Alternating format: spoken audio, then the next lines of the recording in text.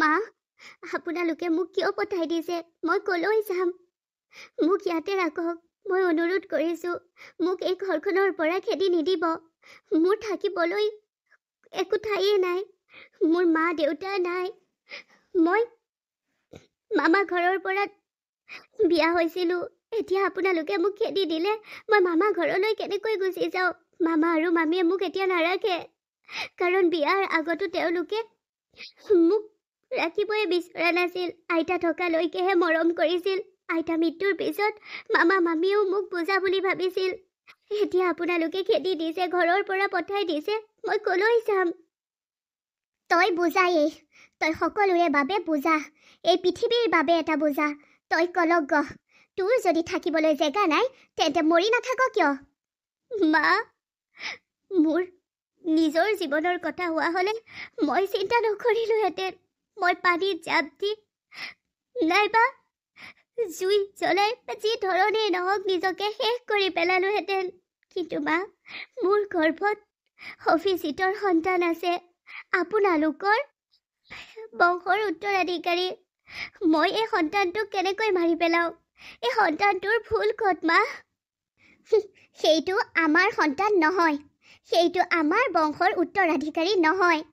তোৰ পেটত থকা সেই সন্তানটোক আমাৰ কোনো প্ৰয়োজন নাই। সেইটো কাৰোবাৰ অবৈধও হ'ব পাৰে। মা, এনেকৈ কিয় কৈছে? অভিজিত থাকোঁতেইচোন আপোনালোকে এই সন্তানৰ কথা গম পাইছিল। অভিজিতে আপোনালোকক কৈছিল।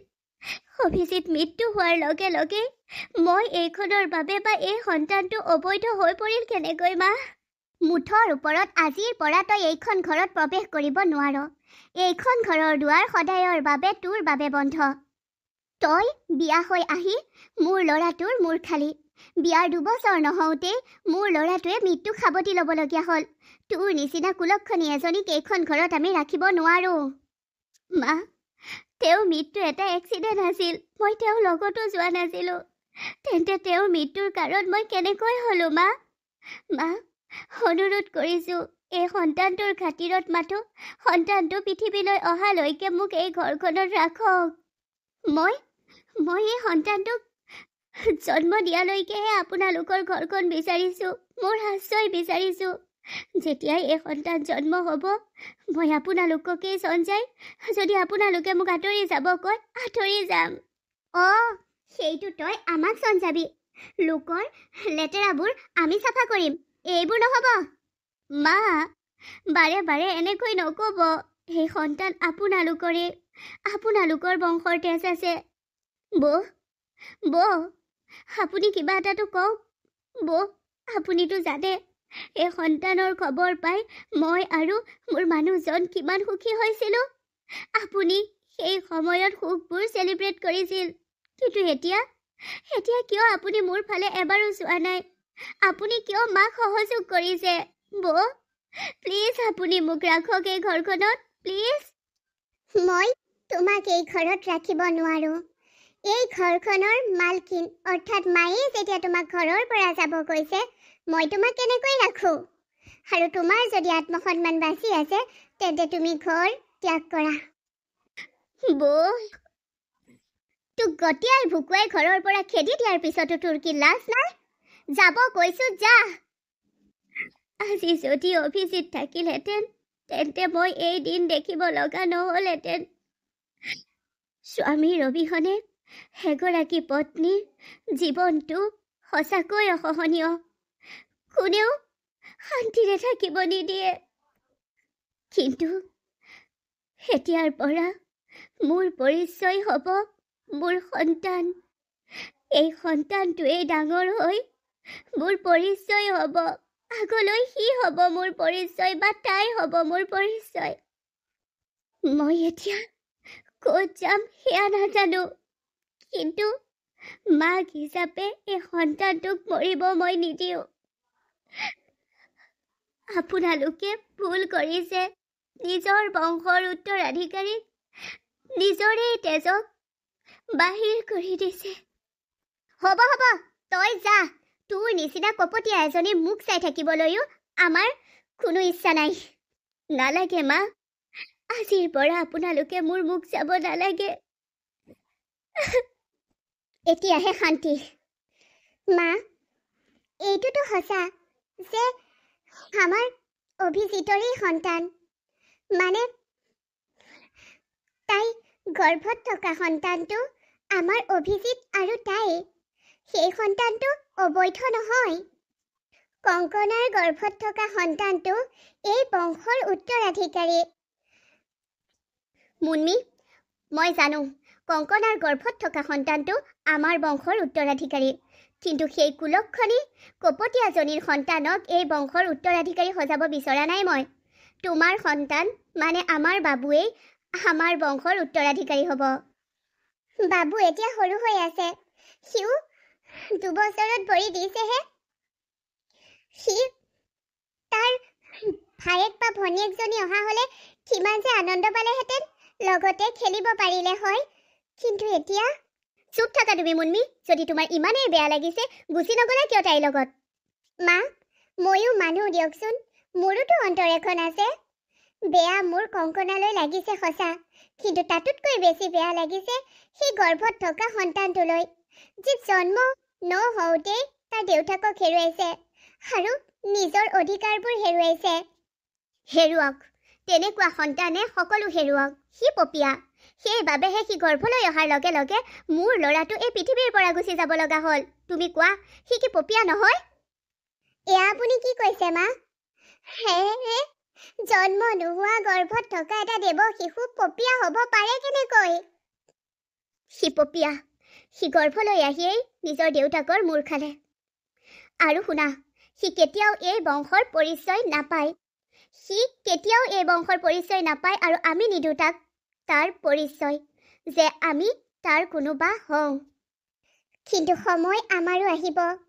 আমি অন্যায় কৰিছোঁ, আপুনি সিদ্ধান্ত লোৱা বাবে মই একো মাত মাতিবও নোৱাৰিলোঁ। কিন্তু এই অন্যায়বোৰৰ আমি প্ৰত্যুত্তৰ পাম। সময় আমাৰ বাবে আহিব, আৰু সেইদিনা আমি কংকনা আৰু অভিজিতৰ সেই সন্তানটোৰ লগতে কংকনাকো ভৰিম। অহ, যি দেখিছোঁ তোমাৰ বহুত দুখ লাগিছে। তেন্তে তুমিও টালি টোপোলা বান্ধা। তোমাকো এইখন ঘৰৰ পৰা খেদি পঠিয়াবলৈ মোক 1 ছেকেণ্ডৰো সময় নালাগিব। নাই মা, মই এই ঘৰৰ পৰা যাব নোৱাৰো বাবেইতো আপোনাৰ সকলোবোৰ কথা মানিছোঁ। কংকনাৰ নিচিনা নিৰ্দোষী ছোৱালী এজনী ঘৰৰ পৰা যাব ওলালতো মই একো মাত মতা নাই। কাৰণ এইটোৱেই যে মই বৰ দুখীয়া ঘৰৰ ছোৱালী। মোৰ তলত 2জনী ভণ্টি আছে। আজি যদি মই ঘৰলৈ গুচি যাব লগা হয়, তেন্তে মোৰ মা দেউতাই বহুত কষ্ট পাব, আৰু মোৰ ভণ্টি 2জনীৰ বাবে দৰা ওলোৱাটো কঠিন হ'ব। সেইবোৰ বুজি চাই যদি মোৰ মতে থাকিবা এইখন ঘৰত। হ'ব মা, আপোনাৰ ভুলবোৰকো শুদ্ধ মানি মই এইখন ঘৰতেই থাকিম। মোক মায়ে ঘৰৰ পৰা খেদি দিয়া আজি সম্পূৰ্ণ 2টা দিনেই পাৰ হৈ গ'ল। মই সেই মানুহ ঘৰত আশ্ৰয় লৈ আছোঁ, কিন্তু কিমান দিনলৈ? নাই, মই ক'ৰবাত যাব লাগিব, কিবা এটাতো কৰিব লাগিব। অভিজিত আৰু মোৰ সন্তানৰ বাবে ময়েই কিবা এটা কৰিব লাগিব। লোকৰ কাপোৰ পিন্ধি, লোকৰ অলংকাৰে মই নিজকে সজাই ৰাখিলে নহ'ব। মই ক'ৰবাত যাবতো লাগিবই। মই নিজেই কিবা এটাতো কৰিবই লাগিব। এইজনী কংকনাচোন। কংকনা? দাদা, আপুনি? কংকনা, তুমি ইয়াত এনেকৈ? কি হ'ল, ঘৰত তোমাক নাই দেখা? মই মুন্মিক সোধোতে ক'লে তাই আছে, আৰু মাক সোধোতে ক'লে তাই মোমায়েকৰ ঘৰলৈ গৈছে। তুমি মামাৰ ঘৰত আছিলা, আকৌ ইয়াত কিয় কান্দি কাটি? ব'লা, ঘৰত ব'লা। দাদা, মই ঘৰত যাব নোৱাৰো।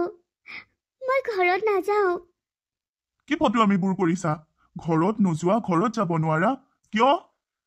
বুজিছো, অভিজিত নাই বাবে সেই ঘৰখনলৈ তুমি যাব বিচৰা নাই, কিন্তু অভিজিতৰ অবিহনে আমিবোৰতো আছো, আৰু এই অৱস্থাত এইদৰে তুমি নাই, এনেকৈ এইবোৰ ভাল নহয়। আৰু বেলেগৰ মানুহে দেখিলে কি বুলি ভাবিব? ৰাস্তাত তুমি কান্দি আছা। ব'লা, ঘৰত ব'লা। দাদা, মই ঘৰত যোৱাৰ অনুমতি নাই। ঘৰত যোৱাৰ অনুমতি নাই? তুমি কি কৈ আছা কংকনা? দাদা, মায়ে মোক ঘৰৰ পৰা উলিয়াই পঠাইছে। মায়ে মোক ঘৰৰ পৰা খেদি দিছে। সেই ঘৰখনত মোৰ বাবে স্থান নাই। মই কুলক্ষণী অমংগলীয়া বুলি সেই ঘৰখনৰ পৰা মোক খেদি দিছে দাদা। কি মায়ে তোমাৰ লগত এনেকুৱা কৰিলে? মই মুন্মীয়ে মোক ফাঁকি দিছে যেন অনুভৱ কৰিছিলো। কি যে নাই, একো নহয়, ব'লা তুমি ঘৰত ব'লা, ময়ো চাম মায়ে তোমাক কেনেকৈ খেদি পঠায়। নাই নাই দাদা, মোৰ বাবে সেই ঘৰখনত মাক পুতেকৰ লগত কাজিয়া হোৱাটো মই নিবিচাৰো। সেই ঘৰখনৰ মানুহবোৰ শান্তিত আছে আৰু মই সদায় বিচাৰিম যে আপোনালোক সকলো শান্তিৰে থাকক। আৰু তুমি অশান্তিত? তুমি এনেকৈ ৰাস্তাত ঘূৰি ফুৰিবা নেকি? কোৱা, মামা ঘৰত গৈছিলা? নাই যোৱা দাদা। মই মামা ঘৰলৈ গ'লেও মোক মামা মামীয়ে ভিতৰ সোমাবলৈকে নিদিয়ে, মই জানো। মই নাই যোৱা মামা ঘৰত। তেন্তে তুমি এই দুদিন আছা ক'ত? ইয়াৰে মানুহ এঘৰত। মই সেইদিনা তেওঁলোকৰ ঘৰত কাম বিচাৰি গৈছিলোঁ, যিদিনা মোক ঘৰৰ পৰা মায়ে খেদি পঠাইছিল। তেতিয়া তেওঁলোকে মোক যিমান দিন পাৰোঁ থাকিবলৈ আশ্ৰয় দিছে, কাপোৰো দিছে, মোক নিজৰ মা দেউতাই মৰম কৰা দি কৰিছে। কিন্তু মই আৰু সেইখন ঘৰত থাকিব বিচৰা নাই। মই কিমান আৰু লোকৰ ঘৰত বুজা হ'ম। সেয়ে মই ভাবিছোঁ মই ক'ৰবাত কিবা এটা কাম বিচাৰি যাওঁ। তোমাৰতো শিক্ষাৰ অৰ্হতা আছে। তুমি পঢ়া শুনা কৰা ছোৱালী, তেন্তে ইমান সেমেকি আছা কিয়? ইমান ভাগৰি পৰিছা কিয়? তুমি চিন্তা নকৰিবা, মই তোমাক এতিয়া এটা কোম্পানীৰ এড্ৰেছ দিম। সেই কোম্পানীটোলৈ যাবা আৰু তাতেই তোমাৰ জব কনফাৰ্ম। ধন্যবাদ দাদা, আপুনি মোৰ বাবে ইমানখিনি কৰিব লৈছে। বহুত বেছি ধন্যবাদ দাদা। কংকনা, কিন্তু এটা কথা, তুমি এই চহৰ এৰিব লাগিব। সেই কোম্পানীটো আমাৰ চহৰত নহয়, তুমি বেলেগ চহৰত যাব লাগিব। হ'ব দাদা, এনেও মোৰ এই চহৰত আপোনালোকৰ বাহিৰে আপোন বুলিবলৈ কোনো নাই। সেই ঘৰখনে যেতিয়া মোক পৰ কৰি দিছে, মই যেতিয়া সেই ঘৰখনলৈ যাব নোৱাৰোঁ, তেন্তে এই চহৰ এৰাটো মোৰ আপত্তি নাই দাদা।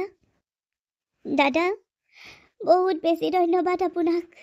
তুমি চিন্তা নকৰিবা, তাত থকা ব্যৱস্থাও ময়ে কৰাই দিম, সকলোবোৰ ময়ে কৰাই দিম। নাই নাই দাদা, আপুনি ইমানবোৰ নকৰিলেও হ'ব। মোক মাথো কোম্পানীটোৰ এড্ৰেছ দিয়ক, মই চাম। তোমাৰ ওচৰত জানো টকা আছে যাবলৈ? মোৰ লগত থকা গোটেইখিনি মায়ে ৰাখি থ'লে, ক'লে সেইখিনি বোলে অভিজিতৰ টকা। মোৰ ওচৰত অন্য একো নাই।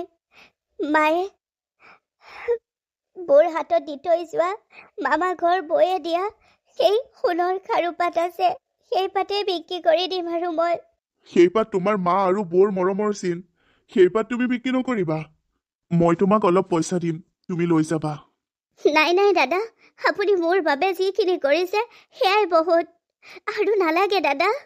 আৰে লৈ যোৱা, পিছত তোমাৰ যেতিয়া দৰমহা হ'ব, তুমি চাকৰি পাই যেতিয়া টকা ঘটিবা, তেতিয়া মোক ৰিটাৰ্ণ কৰি দিবা। মইতো এনেও তোমাৰ খা খবৰ লৈয়ে থাকিম ফোন কৰি। ঠিক আছে দাদা। এতিয়া তুমি যোৱা, মই তোমাৰ হোৱাটছএপতে এড্ৰেছটো পঠাই দিম, তুমি চেক কৰি যাবা। হ'ব বাৰু। কংকনাৰ, তুমি ভাবিছা সেয়া মই তোমাক সহায় কৰিছো, কিন্তু ইয়াত মোৰো স্বাৰ্থ আছে। তুমি বৰ ধুনীয়া অ'। যিদিনা তুমি মোৰ ভাইটিলৈ বিয়া হৈ আহিছিলা, যিদিনা তোমাক মই দেখিছিলো, সেইদিনাৰ পৰাই মই তোমাৰ প্ৰেমত পৰি আছিলো। এতিয়াৰ পৰা তোমাক মই সহায় কৰি যাম, বিনিময়ত মই মোৰ স্বাৰ্থ পূৰণ কৰিব পাৰিম। যোৱা কংকনা, যোৱা। তুমি দুখত নহয়, সুখত থাকিবা। মই সুখী কৰি ৰাখিম তোমাক। মোৰ কোনো নাই বেটা, তোমাৰ অবিহনে মোৰ কোনো নাই। আগলৈ ডাঙৰ হৈ তুমিয়েই মোৰ পৰিচয় হবা। তয়েই মোৰ পৰিচয় বেটা, তয়েই মোৰ পৰিচয়। মই তোক বুকুৰ উমেৰে ডাঙৰ কৰিম, বহু মৰমেৰে ডাঙৰ কৰিম। তই মোক একো দিব নালাগে, মই তোক সকলোবোৰ দিম। তই সুখী থাক মোৰ সোণ, সুখী থাক। সেই ঘৰ এৰি অহা 6 মাহ পাৰ হৈ গ'ল। এই চহৰত মোৰ 6 মাহ হ'ল আৰু তুমি মোৰ এমহীয়া সন্তান। ল'ৰাটো শুই আছে, শুব দিয়া। এতিয়া আমি কথা পাতো। দাদা আপুনি সেইদৰে মোৰ বেডৰুমত আহি মোৰ মোৰ বিচনাত কিয় বহিছেহি? দাদা আপুনি ইফালে যাওক। আৰে মোক তুমি এনেকৈ দম দিছা কিয়? মই অপৰাধ কৰিলো কি? দাদা বুজিছো আপুনি বহুত ভাল মানুহ। আপুনি মোক নিজৰ ভণ্টিৰ দৰে ভাবে, কিন্তু কি বুলি ভাবো তোমাক মই? কোৱাচোন কোৱা। নিজৰ ভণ্টিৰ দৰে। ভণ্টিৰ দৰে বাৰু কৈছোৱাচোন। দাদা আপুনি মোক বহুত সহায় কৰিছে, তাৰ বাবে আপোনাৰ ওচৰত মই চিৰকৃতজ্ঞ। কিন্তু দাদা সেইদৰে আপুনি মোৰ ওচৰলৈ বৌয়ে গম নোপোৱাকৈ, মায়ে গম নোপোৱাকৈ বা সেইখন ঘৰৰ মানুহে গম নোপোৱাকৈ খবৰ খাতি লয়, ফোনো কৰে, মই তাত এদিনো আপত্তি কৰা নাই। কিন্তু আজি আপুনি মোৰ বেডৰুমত মোক নজনোৱাকৈ সোমাই মোৰ কাষত বহিছেহি মোৰ বিচনাত। এইটো ভাল হোৱা নাই। ভাল বেয়া যি হ'ব লগা আছিল চব হৈ গ'ল, অৰ্থাৎ বেয়াবোৰ হৈ গ'ল। এতিয়াৰ পৰা কেৱল ভাল হ'ব কংকনা, কেৱল ভাল। আৰে তোমাৰ ওচৰলৈ আগতে আহোঁতেও তুমি মোক আপত্তি কৰিছা যে তোমাৰ ওচৰলৈ মাহঁতে গম নোপোৱাকৈ মই আহিব নালাগে। কিন্তু মই এতিয়াৰ পৰা তোমাৰ আপত্তি শুনিবলৈ নহয়, তোমাৰ মানা শুনিবলৈও নহয়। মোৰ ইচ্ছা গ'লেই মই আহিম, মোৰ ইচ্ছা গ'লেই মই ইয়াত থাকিম, মোৰ ইচ্ছা গ'লেই মই এই বেডত শুম, বহিম। মোৰ ওপৰত ডিপেণ্ড কৰিব। দাদা এইবোৰ আপুনি কি কৈছে বাৰু? সন্তানটো জন্ম হোৱালৈকেহে সময় দিছিলো। এতিয়া মোৰ প্ৰকৃত কথাটো শুনি লোৱা। মই তোমাক সহায় এনেই কৰা নাছিলো কি মোৰ একো স্বাৰ্থ নহ'লে মই তোমাক ইমান সহায় কৰিম। এইটো জন্মৰ সময়ত হস্পিটেলৰ বিলকে আদি কৰি সকলোবোৰ মই পে' কৰিছো, আৰু এতিয়া তুমি মোক মানা কৰিলে মই তোমাৰ বেডত নবহিম? দাদা মই মোৰ সন্তানটো জন্মৰ সময়লৈ সেই 5 মাহৰ দৰমহা সাঁচিছিলো। মই 5 মাহৰ দৰমহাৰে অলপ সাঁচিছিলো, কিন্তু আপুনি সেইখিনি মোক দিব নিদিলে। মই 10,000কে থৈ 5 মাহত 50,000 হৈছিল মোৰ। যদি লাগে মই আপোনাক আপোনাৰ পইচা ঘূৰাই দিম। কিমানবোৰ ঘূৰাই দিবা? তোমাৰ আৰু বেবীটোৰ ভালৰ বাবে খাবলৈ অনা ফল মূলৰ পইচা, তোমাৰ বাবে ভাল কাপোৰ অনাৰ পইচা, তোমাক চাকৰি দিয়াৰ পইচা, তোমাৰ এই ভাড়া ঘৰৰ ভাড়া দিয়াৰ পইচা, কিমানবোৰ ঘূৰাই দিবা মোক তুমি? দাদা কিস্তিকৈ মই আপোনাক সকলোবোৰ ঘূৰাই দিব পাৰিম। আপুনি এইবোৰ কি কৈছে, কিয় কৈছে, মই একো বুজি পোৱা নাই। বুজি নাই পোৱা যদি বুজাই দিওঁ শুনা। মোক তোমাক লাগে, টকা ঘূৰাই নালাগে, মোক তোমাক লাগে। সেইবোৰ কি কৈছে আপুনি? এনেকুৱা নিজ কথা কেনেকৈ ক'ব পাৰিলে আপুনি? আপুনি এইবোৰ কি কৈছে দাদা? আপোনাৰ পত্নী থাকোঁতেও আপুনি এনেকুৱা কথাবোৰ কেনেকৈ ক'ব পাৰিছে? কি কেনেকৈ ক'ব পাৰিছে? সেইটোতো মোৰ প্লেনেই আছিল। তুমি জানা কংকনা, তোমাক প্ৰথম দেখাৰ পৰা, ভাইটি থকাৰ পৰাই মই তোমাক ভাল পাই আহিছো। কিন্তু কেনেকৈ তোমাক প্ৰকাশ কৰো? সেইদিনা ভাইটি মৰোতে মই দুখ পাইছিলো সঁচা, কিন্তু এফালৰ পৰা মই সুখো অনুভৱ কৰিছিলো যে এতিয়া মই মোৰ কংকনাক নিজৰ কৰি ল'ব পাৰিম।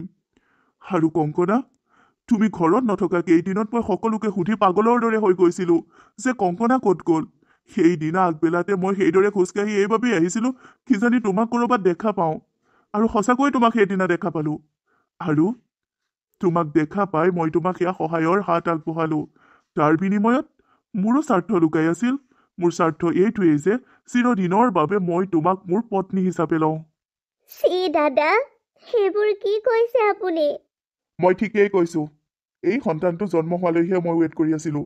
এতিয়া তোমাৰ মোৰ মন্দিৰত বিয়া হ'ব, আৰু আজিয়েই হ'ব। কেতিয়াও নহয়, মই আপোনাৰ লগত বিয়া হ'ব নোৱাৰো। মই মোৰ অভিজিতক ভাল পাইছিলো আৰু সদায় অভিজিতৰ পত্নী হৈয়ে থাকিম। মোৰ পৰিচয় অভিজিতৰ পত্নী, আৰু আগলৈ ই হ'ব মোৰ পৰিচয়। আপুনি এইবোৰ কৰিব নোৱাৰে মোৰ লগত। মই পাৰো নে নোৱাৰো সেইটো মই জানো। মই ইমান দিন অপেক্ষা কৰিছো কি কাৰণে? তোমাৰ কাৰণে আৰু এতিয়া মই তোমাক নিজৰ কৰিমেই কাৰণ মই তোমাক ভাল পাওঁ ভাল পাওঁ বুলি কৈ সেই ইমান সুন্দৰ শব্দটোক অপমান নকৰিব মই ভাবিছিলোঁ আপুনি বহুত ভাল মানুহ আপুনি মোক সহায় কৰিব লৈছে কিন্তু চি আপুনি ইমান বেয়া মানুহ চি তোমাক মোৰ পত্নী কৰি মই ইয়াত ৰাখিম তাত মুন্মি থাকিব মই বেছিভাগ সময় তোমাৰ লগতেই থাকিম চিন্তা নকৰিবা কংকনা মুন্মি মোৰ পচন্দৰ নাছিল মাৰ পচন্দৰ আছিল কিন্তু তুমি মোৰ পচন্দৰ আৰু তোমাৰ আৰু ভাইটিৰ এই সন্তানটোকো মই নিজৰ বুলিয়ে আঁকোৱালি ল'ম চিন্তা নকৰিবা আপোনাৰ নিচিনা মানুহেই পবিত্ৰ সম্পৰ্কবোৰ অপবিত্ৰ কৰি তোলে আপোনাৰ নিচিনা মানুহেই ককায়েক ভায়েকৰ মাজৰ সম্পৰ্কবোৰ লেতেৰা কৰি তোলে আপুনি এতিয়াই বাহিৰ হওক এতিয়াই মোৰ ঘৰৰ পৰা বাহিৰ হওক তুমি মোক এই ঘৰৰ পৰা বাহিৰ কৰিবা সেইখন মোৰ ঘৰ তেন্তে আপুনি থাকক আপোনাৰ ঘৰত মই নাথাকো মই আপোনাৰ পৰা সহায় লোৱাটোৱেই মোৰ জীৱনৰ ডাঙৰ ভুল হ'ল তোক মই নিজৰ কৰিমেই মোক এৰি দিয়ক মোৰ সন্তানটো কিয় লৈছে আপুনি এইটো অভিজিত আৰু মোৰ সন্তান মোক দিয়ক যদি তই মোলৈ বিয়া হ তেন্তে এই সন্তান পাবি নহলে এই সন্তান নদীত পৰিব তাক একো নকৰিব আৰে দুখ কৰি আছা কিয় চোৱাচোন জুই কুৰা ইমান ধুনীয়াকৈ জ্বলিছে আমাৰ বিয়াৰ হোমৰ জুই আমাৰ এই জুইকুৰাকে সাক্ষী কৰি বিয়া হৈছে যজ্ঞৰ জুইকুৰা কিমান ধুনীয়াকৈ জ্বলিছে চোৱাচোন আমি সুখী থাকিম চিন্তা কিয় কৰিছা মই তোমাক বহুত মৰমত ৰাখিম সেই কুৰা জুই আমাৰ বিয়াৰ হোমৰ জুই নহয় এই জুই কুৰা কাৰোবাৰ অন্তৰৰ সঁচা ভাল পোৱাৰ চিতাৰ জুই এই জুই কুৰা বৰ সঁচা ভাল পোৱা বিশ্বাসৰ জুই চিকুৱা জুইয়ে বৰ অন্তৰৰ সঁচা ভাল পোৱা বিশ্বাস সকলোবোৰ জ্বলাই ছাই কৰি দিলে সেই জুই কুৱাই মোৰ অন্তৰত থকা আপোনাৰ প্ৰতি থকা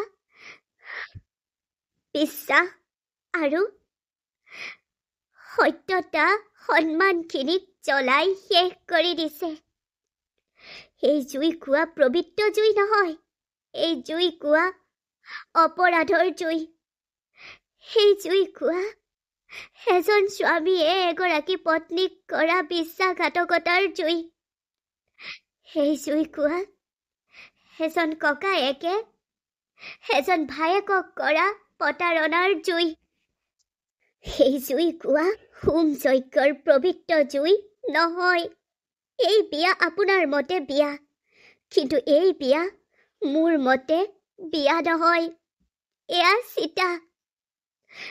চিতাৰ জুই অপৰাধৰ জুই সেই বিয়া মই কেতিয়াও মানি নলওঁ মোৰ সন্তানক মাৰি পেলোৱাৰ ভয় খুৱাই আপুনি মোৰ লগত বিয়া কৰালে কিন্তু এই বিয়া অবৈধ হৈয়ে থাকিব মই কেতিয়াও এই বিয়া মানি নলওঁ তুমি মানি ললেও নললেও মই তোমাৰ স্বামী হলো আৰু তুমি মোৰ পত্নী এতিয়াৰ পৰা আমাৰ সাংসাৰিক জীৱন আৰম্ভ হ'ব আপোনাৰ বাবে আমাৰ সাংসাৰিক জীৱন আৰম্ভ হ'ব কিন্তু মোৰ বাবে মোৰ মৃত্যুৰ ক্ষণ গণা দিন আৰম্ভ হ'ব আপোনাৰ লগত সংসাৰ পাতি থকাতকৈ মই মৰি থকায়ে ভাল পাম কিন্তু মই মোৰ সন্তানটোক মাৰিব নোৱাৰো পৃথিৱীলৈ কিমান হেঁপাহেৰে আহিছে তাৰ বাবেই মই জীয়াই থাকিব লাগিব তাক মই ডাঙৰ কৰিব লাগিব